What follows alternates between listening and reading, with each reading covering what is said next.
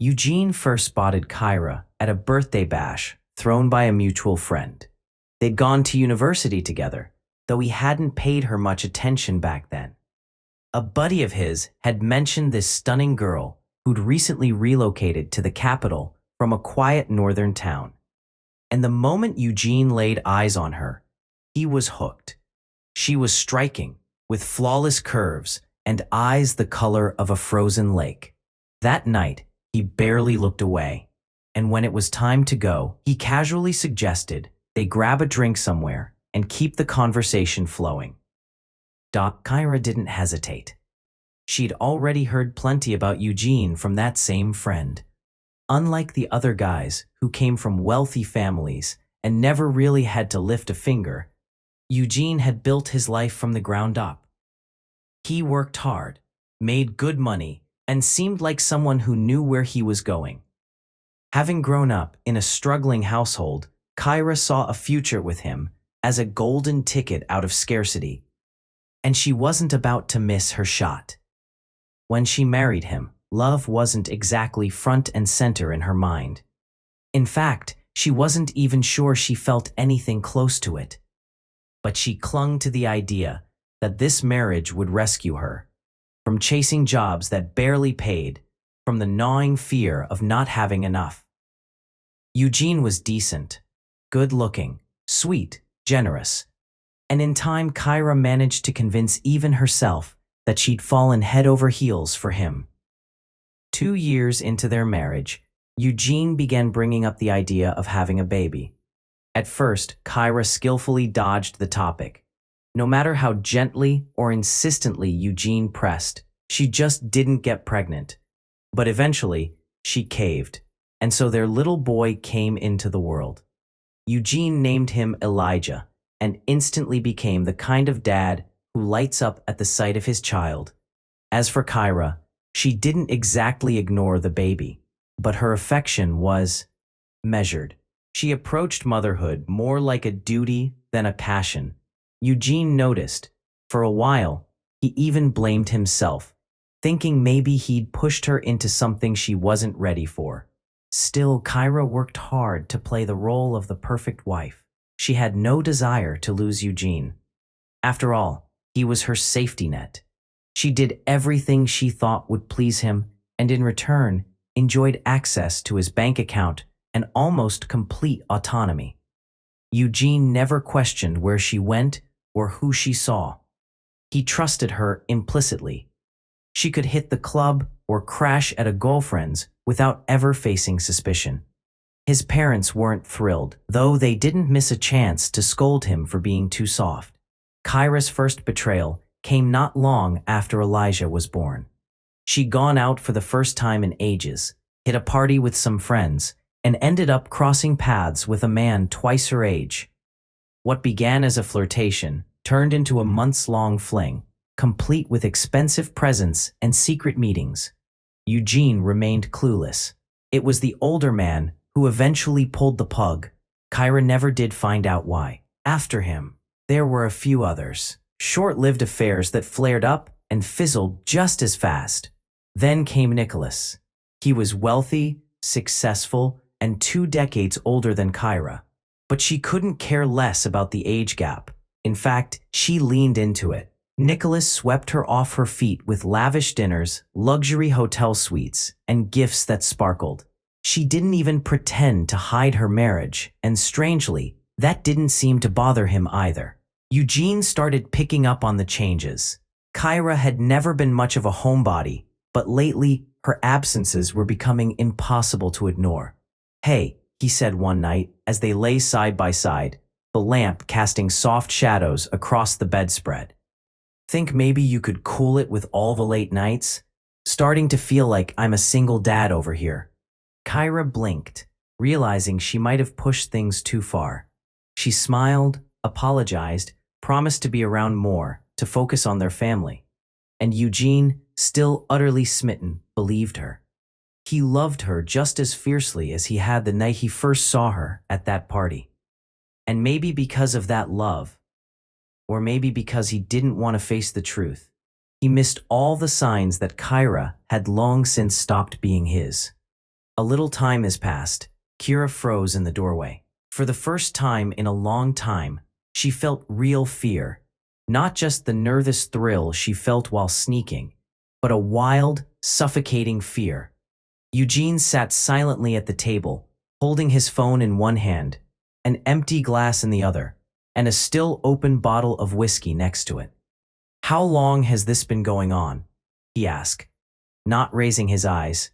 She didn't answer. She couldn't. Eugene finally looked up. His face was pale, hollowed out, like someone who had been sick for years and just now realized it. But his voice was steady, calm in a way that made her feel even worse. "Tell me the truth, Kyra. Was there ever a moment you actually loved me? Or was I just convenient?" Still, she said nothing. Her throat was dry, and even if she had wanted to lie, the words wouldn't come. Eugene nodded slowly. He didn't need her answer. The phone had already told him everything. "I thought I was the luckiest man alive," he said bitterly. "You were beautiful, smart, charming. And God, I loved you so much I let myself be blind to everything." Kyra opened her mouth, but Eugene raised a hand, stopping her. "No, don't say anything, not now. I don't want to hear excuses or apologies. I just want you to know that I saw it all. Every message, every photo, every video. I know who he is. I know how long it's been. And I know what you've turned our marriage into." Kyra's lip trembled. What are you going to do?" Eugene took a long breath. He stood up, setting the phone down with deliberate care. "Elijah is staying with my parents for now," he said. "I'm going to pack a bag and go. I need time to think. And I need you to really understand what you've done, not just to me, but to your son." His voice cracked on the last word, but he didn't let it break him. He walked past her, shoulders square, heart shattered, but his resolve intact. Kyra stood alone in the kitchen, the silence pressing in around her like a noose. She reached for her phone, but her hands were shaking too badly to hold it. For the first time, she realized what it meant to lose not just comfort, not just protection, but love, real love. The kind that stays up all night not because of suspicion, but because of heartbreak. "What did you see? What is it?" she stammered. Eugene's answer came sharp, clipped, almost detached. "Enough." Kyra didn't say another word. Her head throbbed as if it might split open under the weight of everything unsaid. "Do you need help packing? Or can you handle it yourself?" he asked, his voice devoid of warmth. She instinctively reached for her phone, but before her fingers could close around it, Eugene snatched it and hurled it against the wall. The impact was violent. Glass shattered, plastic cracked, the pieces clattering onto the floor, like broken promises. Kyra flinched but didn't speak.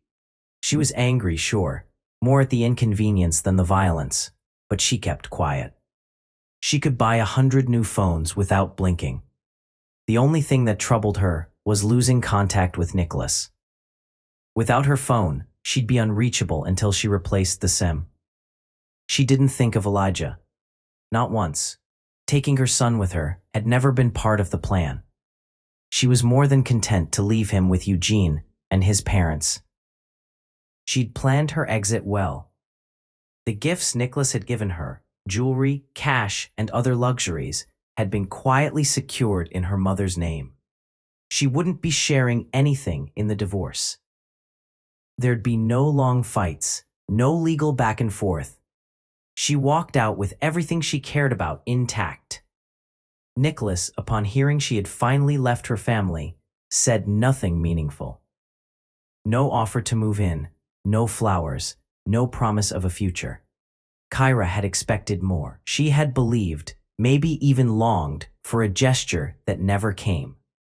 But Nicholas wasn't built for permanence. He wanted her as she had been, thrilling, available, and disposable. She tried to pretend it didn't matter, but it did. Still, she was relieved he kept in touch. For a while, things went on as before. But Nicholas, like many men who never had to try too hard, soon grew bored. A new girl appeared, younger, more exciting, untouched by any real-life complications. And just like that, Kyra was edged out, replaced without ceremony. Alone for the first time in years, she began to remember the one person she had ignored the most, Elijah. By that time, her son was already in school. She called, but he refused to talk to her. An unknown woman answered, in whose voice there was no resentment, only restrained politeness. A woman who obviously raised her son in her absence. Eugene had remarried long ago. Elijah had grown close to his stepmother. Gentle, warm, stable. Someone who hadn't abandoned him. He didn't ask about Kyra. He didn't want to see her. That realization pierced deeper than anything Nicholas had ever said or failed to say. It was the moment she understood what she had truly lost and what could never be bought back.